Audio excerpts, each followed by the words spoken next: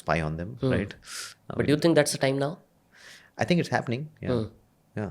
I mean, they're developing. Especially after post Operation Sindoor, the mindset has shifted towards not just being defensive, but now being more cursive. No, that's something I don't think we are going to change that easily, Huh? because I think we're a peaceful Hmm. country in general, right? And which is good, which is where we always stood, and we will always stand, right? Unless provoked, we are not going to do something unnecessary, right? And we are not trying to, solve world peace and world hunger. Like we're solving our own hunger. Or we're not looking for a Nobel Peace Prize. Yeah, let me put it that way. Yeah. Yeah, I didn't say it. I said it. Yeah. So, which out of all the good drones out there that are operating, which is like the cheapest quality? Like, which is easiest to hack? All the drones that are there, which is the easiest to hack. Yeah. I mean, Like the Chinese drones. DJIs, right? Huh. DJIs. DJI is? Phantom. DJI, the Chinese company DJI. Okay. Yeah. Because most widespread standard protocols commercially sold.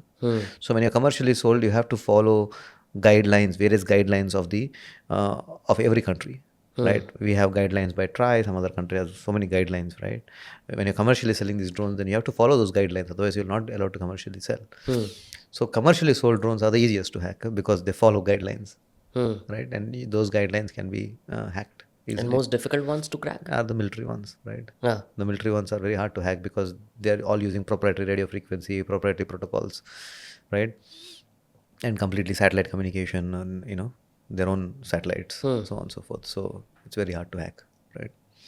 And out of all the countries that have these military drones, is there any specific country which is like the most difficult to crack when it comes to their drones?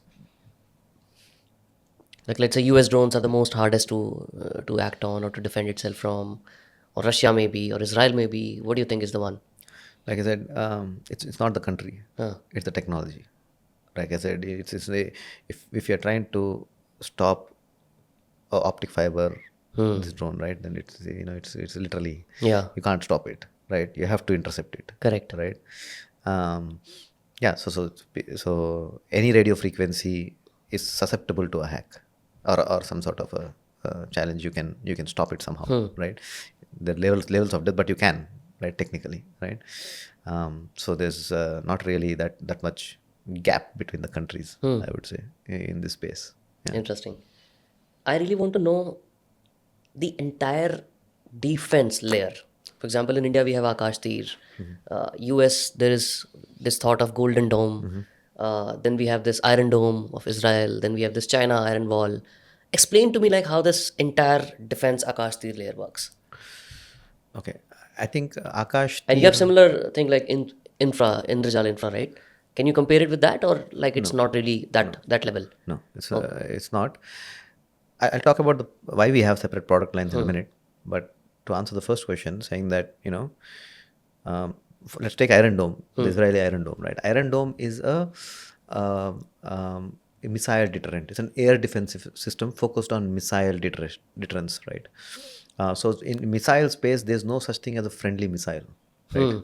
So missiles coming, it's something that you have to, and there's a certain size that it has. There's a certain size, there's a certain portfolio that you can map it to, right?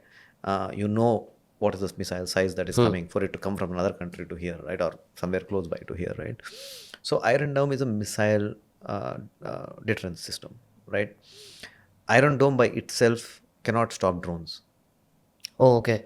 Right. It cannot stop drones. There's another system for that can stop drones. So I know Israel has I forgot, Arrow, I think is the name of the system, which is a layer. So now when you look at it, when I talked about the layers, right? Iron Dome is one layer, which is the missile layer, right? Similarly, Akash Teer for us is maybe covers about two layers, two categories of missiles, right? Akash Teer also is an air defense system of India, right? It can be compared to Iron Dome, right? But when we talk Golden Dome, at least theoretically what they're talking about is all 10 layers, right? So it's not the one layer system, it's the entire integrated system. Yeah, something like that. What Modi ji announced was Sudarshan Chakra. I think that's equivalent to a Golden Dome, right? Where you are trying to integrate all the air defense layers into a single system. Just the air defense? Yeah, air and space, right? Orbital also, right? Because what one of the things that that's happening in this space is that detection beyond radar. Now they're looking at suborbital space detection, right? So that if something is coming towards you, you will detect it from top down rather than bottom up, right? Most of the systems are detecting bottom up right now, but there is a lot of work going on in top down and also mitigation top down, right? So from the suborbital level, they can the mitigation will happen rather than from ground to up. Yes. So that's also a layer, like the suborbital layer and orbital layer, right?